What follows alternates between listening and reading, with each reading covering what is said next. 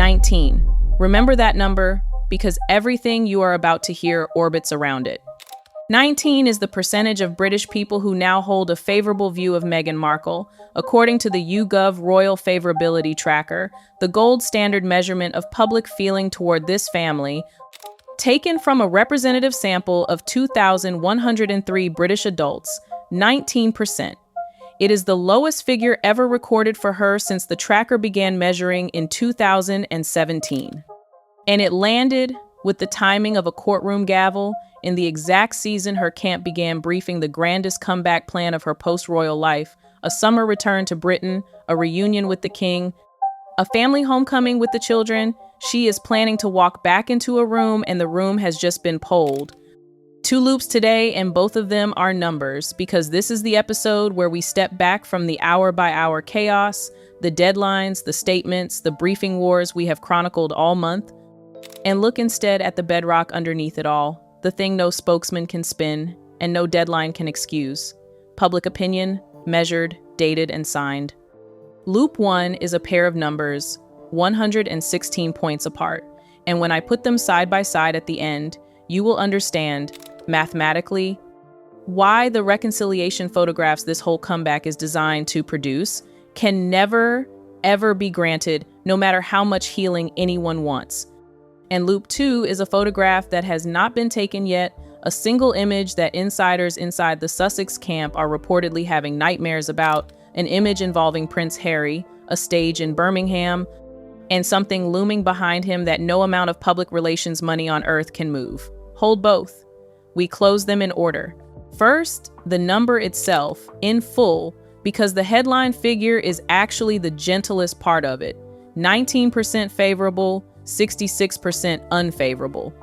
2 out of every 3 people in the entire country actively negative. Net rating, -47. Not a bad week, not a rough patch. The lowest score in the history of the measurement for a woman who entered that same tracker in October of 2019 at 55%. Draw the line between those 2 points and you are looking at one of the steepest sustained collapses of public standing ever recorded for a public figure in Britain, a fall of 36 points of favorability. Roughly 1 in 3 Britons who once liked her and have since changed their minds and stayed changed. And the trend matters more than the level. This is not a spike after a scandal, the kind that heals. Every wave of the tracker for years has come back the same, or slightly worse. The February wave, slightly worse. The May wave, a new low. The January wave, the lowest yet. That is not an opinion in motion. That is an opinion that has set like concrete, and the whole comeback strategy depends on pretending it is still wet. And before anyone reaches for the usual softeners, let us dispose of them honestly, because I deal in fair readings on this channel.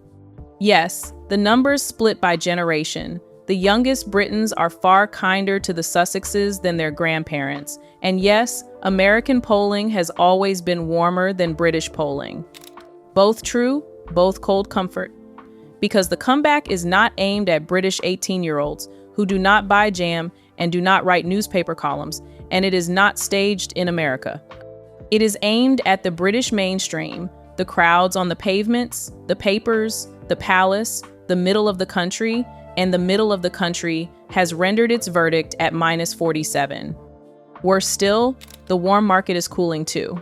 YouGov's American ratings data recorded Prince Harry's net approval in the United States falling by 14 points across a single year, down to +17, his weakest level of active American support since that tracking began. The home market has hardened, the export market is softening. In any business on earth, that combination has a name, and the name is not opportunity. Now, Harry's own British numbers, because the comeback plan implicitly treats him as the lifeboat, the beloved prince who can carry his wife back to shore. The tracker says otherwise. 31% positive, 60% negative, net -29, better than his wife's by 18 points, and still catastrophic, still historically dire. And here is the sentence that should end the lifeboat theory forever. Within the entire measured royal family, the only person the British public now dislikes more than Prince Harry and Meghan Markle is Andrew, the disgraced former Duke of York, a man stripped of his titles over the Epstein disgrace, who polls at 3% positive and 90% negative. That is the neighborhood. That is the company the numbers keep. The couple who left to build something bigger and brighter are now bracketed in their own country's affections, between rock bottom and the man who defines it. So that is the terrain. And into that terrain this month marched the comeback, the Invictus Games countdown in Birmingham, the anchor event, the games Harry founded arriving in Britain next year, with the traditional founder's promotional visit 1 year out, the hoped-for reunion with King Charles, the possibility, briefed and walked back and briefed again, of Archie and Lilibet meeting their grandfather. And around it all, the public relations blitz, the glowing photo dumps, the summer entertaining emails, the carefully arranged baskets of garden produce, the whole sun-drenched Montecito performance, cranked to maximum output at the precise moment the polling said the audience had left the theater. Which raises the question this entire episode exists to answer, the question their own strategists should be asking and visibly are not. When the country has told you, in the most rigorous measurement available, exactly how it feels, what kind of operation looks at -47 and books the flights anyway? The answer to that question is the real story of this comeback, and it is stranger, sadder, and more revealing than any poll. To understand it, map the fall properly, because the collapse from 55 to 19 was not one event.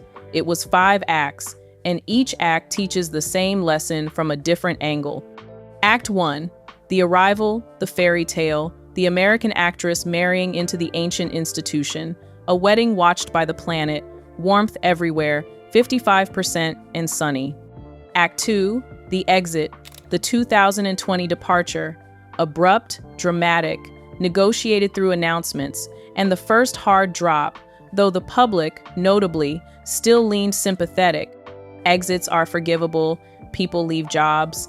Act 3, Oprah, the global interview, the accusations rained on the family from a California garden, the claims about cruelty, about a child's skin color, about institutional indifference, aimed at named and unnamed relatives who could not answer, and the floor gave way, the tracker recording the plunge in real time.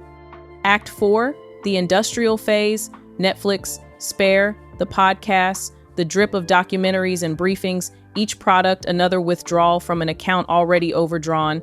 And Act 5, the current one, the strangest of all, the reconciliation era, the year of we miss the family, the drama is behind us, the healing briefings, during which the numbers did not recover at all. They kept falling. Sit with that.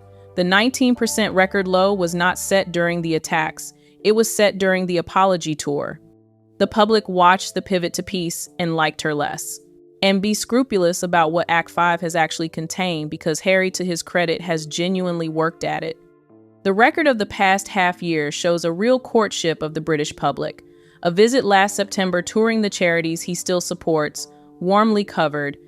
A published essay in November, an affectionate meditation on Britishness, the bond, the banter, the bravery, widely and correctly read as an open love letter to the country and an application for readmission to its affections. Court appearances handled with more restraint than in years past. This was not nothing. It was a sustained, visible 6-month campaign of reconnection, the most disciplined stretch of his post-royal life. And the January tracker, arriving at the end of that exact campaign, returned his wife's lowest number ever recorded and left his own numbers in YouGov's dry phrasing, similarly negative to previous waves. 6 months of his best behavior moved the needle nowhere. That is the single most important data point in this entire episode, because it eliminates the comfortable explanation. This is no longer about what they do. The lens is finished forming, and lenses do not care about essays. And that 5th act detail is the tell that unlocks everything. So let me give you the framework, because this is where polling science says something the royal coverage never does. Reputation researchers draw a hard line between 2 kinds of public opinion damage. The first kind is event damage, a scandal, a gaffe, a bad interview, opinion drops, time passes, memory fades, numbers recover. This is most celebrity trouble, and it heals like a bruise. The second kind is pattern damage, where the public stops reacting to incidents and instead forms a theory of the person, a settled model of who they are and what they will do next, and every subsequent action, good or bad, is interpreted through the model. Pattern damage does not heal with time, because it is not a memory, it is a lens, and the tracker data screams pattern damage. When the products were hostile, the numbers fell. When the products turned conciliatory, the numbers still fell, because the public was no longer scoring the products. It was scoring the pattern, and the pattern it has settled on, fairly or unfairly, is performance. The baskets look staged. The jam reviews turn sour. The privacy pleas arrive via press release. The reconciliation is briefed to newspapers. Every single output, warm or cold, is read through the same lens now. This is content, this is strategy, this is not real.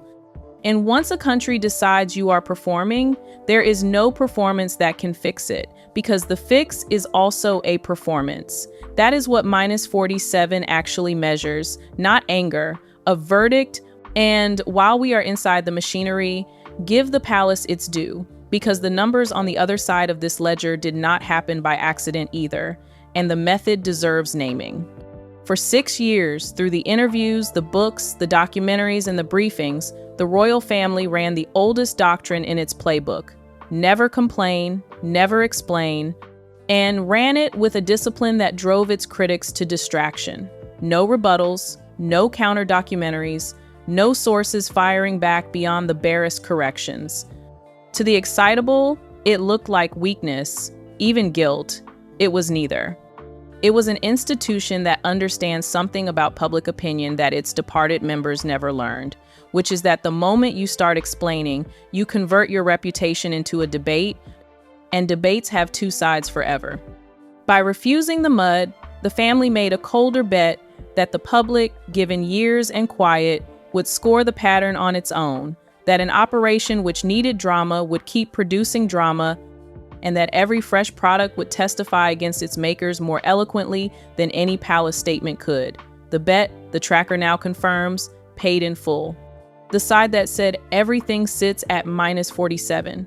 The side that said nothing sits at +69. There's a reason that doctrine has survived a century of crises that failed governments, and this decade just wrote its next case study. Which brings me to my honest, contrarian read of this whole episode, clearly labeled as always, because the entire commentary ecosystem, including frankly the excitable corners of it, has spent the month predicting the same dramatic scene: the booing. A former royal editor of a national tabloid put it flatly: if Meghan came back and stepped out in public, she would be booed. And, he added, she simply could not cope with the reception. The prediction is everywhere. Boos on the pavements, jeers outside the venues, the humiliation captured on 1,000 phones. And I am going to tell you why I think the prediction is wrong, and why the truth waiting for her is considerably worse. Because look again at what -47 with a falling trend actually describes. Booing is a behavior of the invested. You boo what you still care about: the rival team, the villain in the pantomime, the politician who betrayed you. Booing is, perversely, a form of engagement. And engagement is the one commodity this operation has always been able to convert into money and meaning. No, the number describes something colder. 2/3 negative, sure. But ask the follow-up question. The tracker also measures how much does the country think about her at all anymore, and the answer, visible and collapsing coverage, engagement, and cooling American numbers alike, is less and less every quarter. The nightmare scenario is not a wall of jeers at Heathrow. The nightmare scenario is thin pavements. Polite, sparse, phone-up curiosity, the way people photograph a minor traffic incident, and then everyone goes home. She has spent 6 years being the most argued about woman in Britain, and the data says Britain is finishing the argument.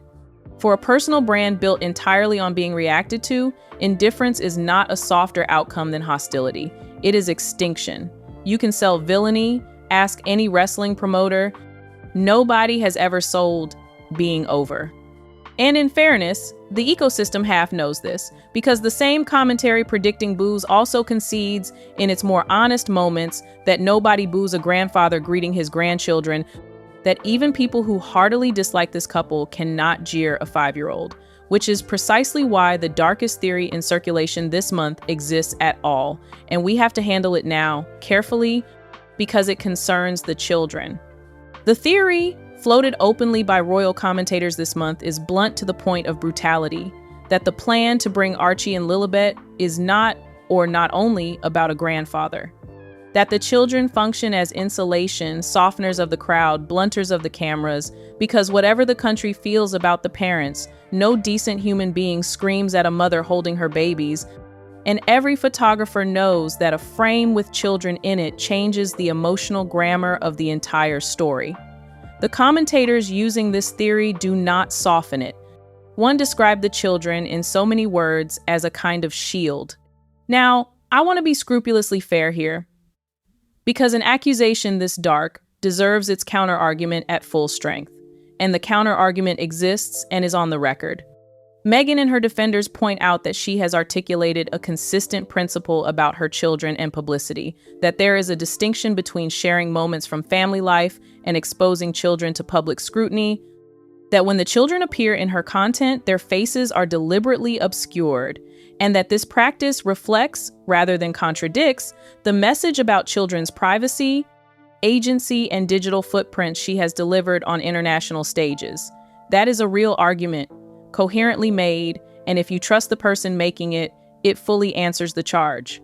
But notice the shape of where we have landed, because this is the pattern damage framework proving itself in real time.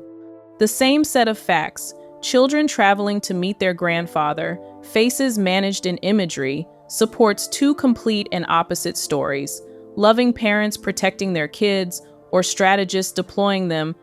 And which story a person believes depends entirely on the lens they have already formed. 6 years ago, the country would have believed the loving version without a second thought. At -47, the country reaches for the other one. That is what a destroyed reputation actually costs. It is not the insult. It is that your defenses stop working, because every explanation is received as another move. I do not know what is in anyone's heart, and neither do the commentators, and I will not pretend to. What I know is that a family in which the question can even be seriously asked, are the children props, has already lost something no visit can recover, and the polling is simply that loss, expressed as arithmetic. Now, the briefing that tells you the comeback's actual theory of itself, because her camp has not been silent about the state of feeling in Britain, and what has emerged from sources close to Meghan is, credit where due, the single most revealing disclosure of this entire month. She is not, we are told, coming back humbled, not close. According to the claims swirling out of her circle, she intends to return as vindication, not apology. To step off the plane not as the chastened former royal, but as a member of the Californian business elite, flying the flag of glowing, mindful success and, in the phrase, doing the rounds, to show Britain what they threw away. One commentator distilled the ambition perfectly. She was never going to land at Heathrow looking like the woman blamed for the band breaking up. She wants to land looking like she won. Stop and admire the strategic physics of that for a moment, because it is a genuinely remarkable plan. The reconciliation requires Britain to believe she comes in peace. The vindication requires Britain to believe she comes in triumph. And these are not two flavors of the same visit. They are opposite visits. They cannot share an airplane. A penitent does not rub the nation's nose in her success, and a conqueror does not ask to be forgiven. Every outfit, every wave, every curated frame will have to serve one master or the other, and whichever it serves, the other story dies on the tarmac. This is the internal contradiction that has broken every previous relaunch, and it flows from the same source every time. The comeback is being designed to satisfy the person making it, not the audience receiving it. Britain does not want to be shown what it threw away. Britain, per the tracker, is entirely at peace with the throwing. A vindication tour aimed at a country that has stopped arguing with you is a victory lap in an empty stadium, and the emptier the stadium, the more the lap looks like what it is. And the vindication brand has a load-bearing problem of its own, which is that the empire being flexed is, by the public record, wobbling. The Spotify arrangement, gone, ended, years ago with unflattering briefings on both sides. The grand Netflix relationship reportedly renegotiated down from the original golden handcuffs to a far more modest arrangement, a first-look deal in place of an empire. The As Ever brand, launched with maximum fanfare, now the subject of unglamorous coverage, taste testers unmoved by the products, commentary about erratic pivots, and, most tellingly, a strategic shift the brand's own advisors describe openly. The operation has begun bringing in outside personalities, lifestyle creators with followings in the low hundreds of thousands to front the content.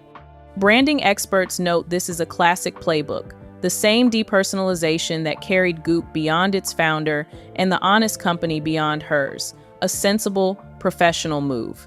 And also read plainly, an admission with a price tag. When a personality brand starts paying other personalities to be its personality, the brand has run the numbers on its founder, and the numbers came back the same as YouGov's. The product everyone was actually buying was her, and the customer data now says, quietly, that they are not.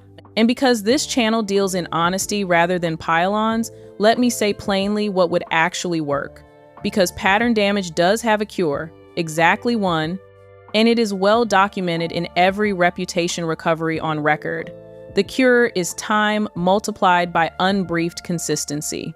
Years, not news cycles, of doing quietly admirable things that are never announced, never filmed, never sourced to friends, discovered by the public rather than presented to it, until the accumulated weight of undeniable, unpromoted reality forces the lens itself to crack. It is how disgraced figures across politics and business have crawled back to respectability, and the royal family itself owns the textbook example, because a woman once jeered by this same country rebuilt herself into a beloved queen consort over 25 slow, silent, utterly unbriefed years. The path exists. It is simply that the path is incompatible with every structural fact of the Sussex operation, which needs revenue now, engagement now, relevance now, and cannot fund a decade of silence. The tragedy of the 19%, if you want one, is that the number is not actually a life sentence. It is a price payable only in the single currency this couple has never once been willing to spend, which is absence. Britain is not asking them to grovel. Britain is asking them to be quiet for 5 years, and of every demand this saga has generated, that is the one that has always been unthinkable. Behind the palace walls, meanwhile, the reporting describes a negotiation that connects directly to everything this series has documented, and it deserves to be placed on the record with its sourcing showing. Sources inside the royal world claim that Harry has not approached his family this season asking for forgiveness. He has approached, in the phrase being thrown around, with a list, a string of conditions, terms, and requirements, every one of them, the sources say, circling a single point, ensuring that Meghan is welcomed, protected, and, as one source put it, treated with kid gloves before she will consider setting foot in the country. The senior royals, by these accounts, are not merely unenthusiastic about this. They are, in the reported word, furious, because they can see the shape of it, the entire conversation, one more time, bent around the comfort of one person, with the man who left dictating reception terms to the family he monetized. And the reported response from the king's side is the most significant institutional signal of the season. Charles, every account agrees, longs for peace, an aging father in treatment who would dearly love this mended in the time available. But the reporting says he is wary of the trap because a warm royal welcome, staged on these terms, does not read as a father embracing a son. It reads as an institution rewarding the strategy, the prodigal son returned in triumph, every accusation forgiven without one of them withdrawn. And so, according to these accounts, a message has gone back across the ocean, quiet and unmistakable. The burden has moved. After years in which the family absorbed the interviews, the books, and the briefings while being told it must apologize, understand, and accommodate, the palace position has hardened into a single sentence. The burden of repair now rests with the person who did the breaking, which, if you have followed this series, is simply the containment doctrine we described last episode, now applied to hearts as well as diaries. A brief word on the security thread, because it hums under all of this and the polling episode, is the right place to set one fact straight that the dramatic coverage keeps burying. Harry lost his legal battle over automatic taxpayer-funded protection.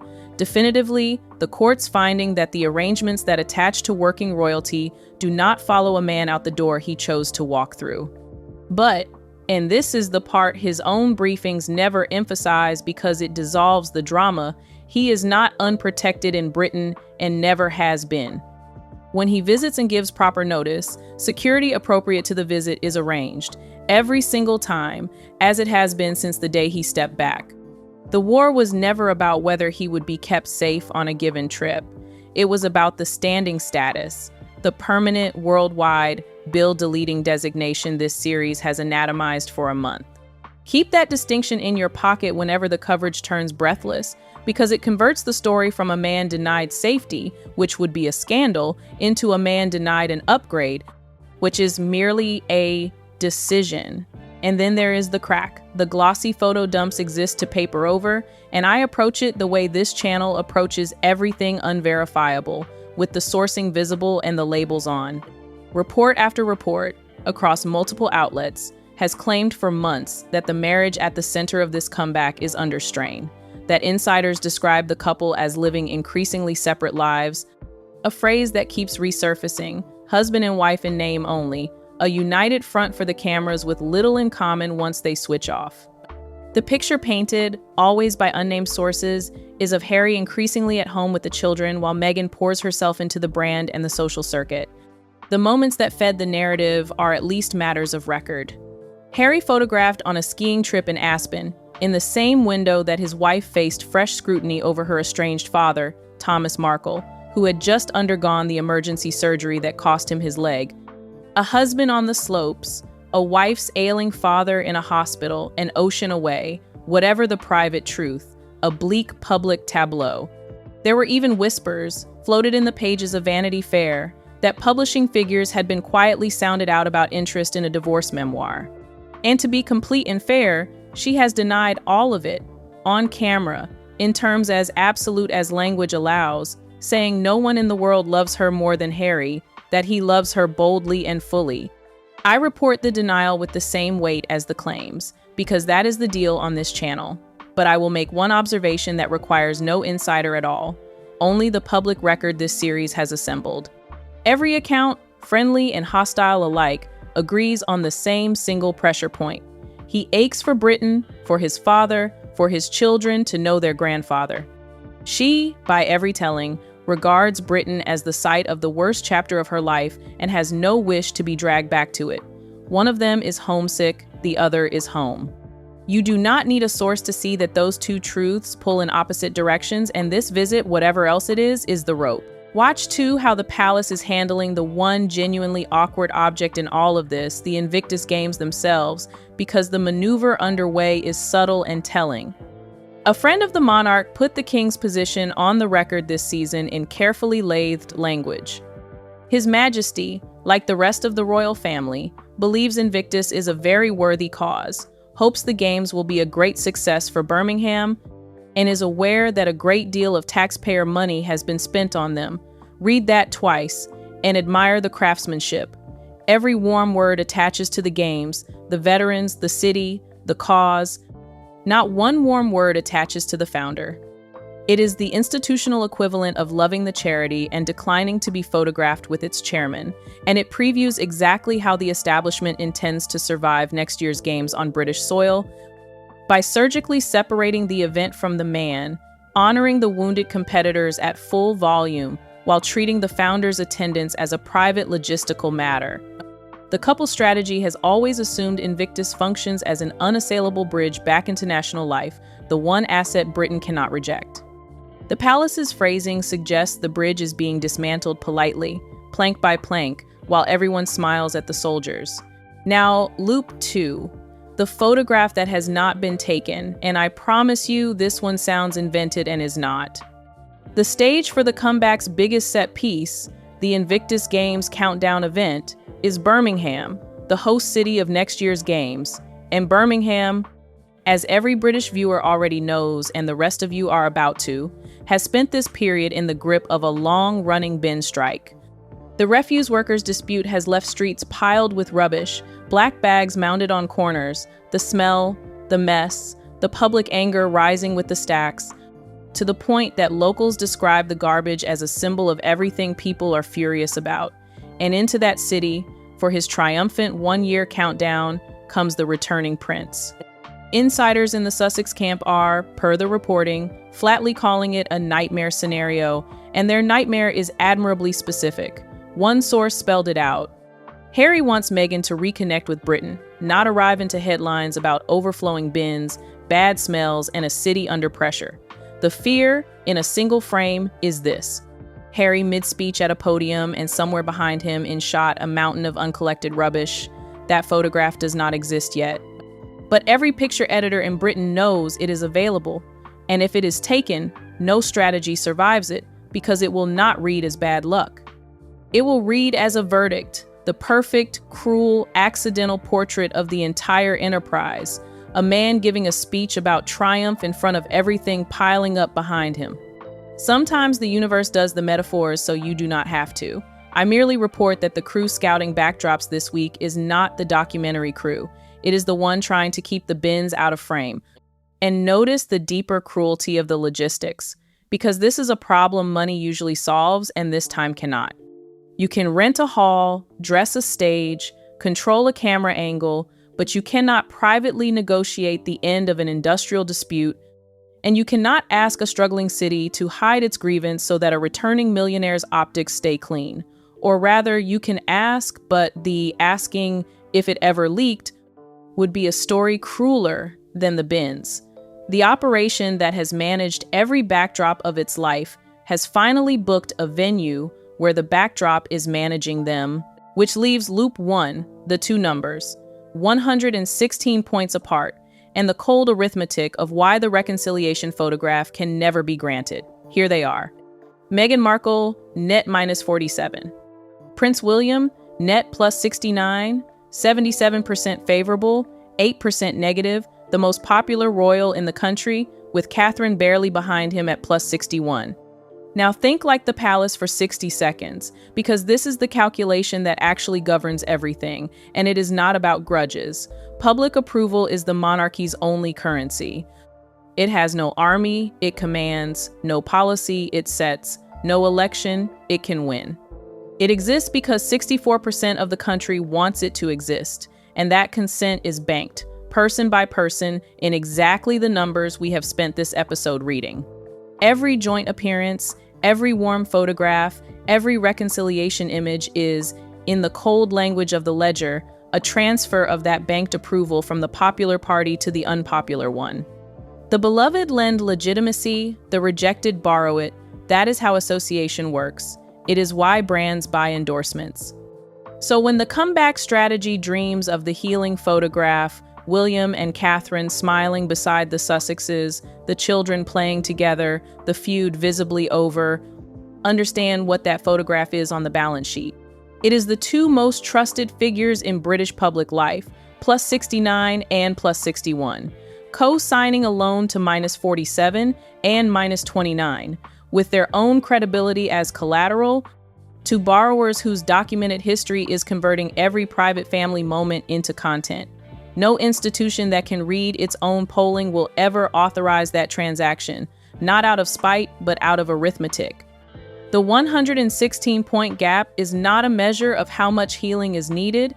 It is the measure of why the healing photograph is impossible. The comeback is asking the family to spend the only thing the family has on the people the country trusts least. And the answer to that request will be the same in every season, forever, until the day the gap closes.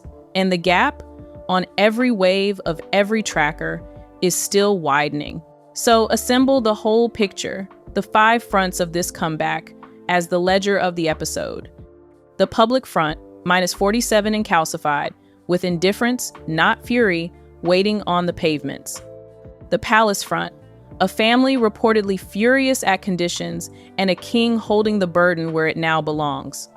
The business front, an empire visibly narrowing, its founder being quietly decentered from her own brand.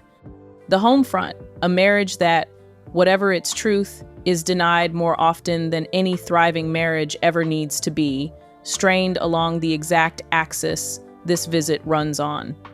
And the logistics front, a triumphant stage set in a city currently drowning in its own uncollected rubbish. 5 fronts and not one of them, not a single one, favorable. Military historians have a term for launching a grand offensive across 5 unfavorable fronts simultaneously.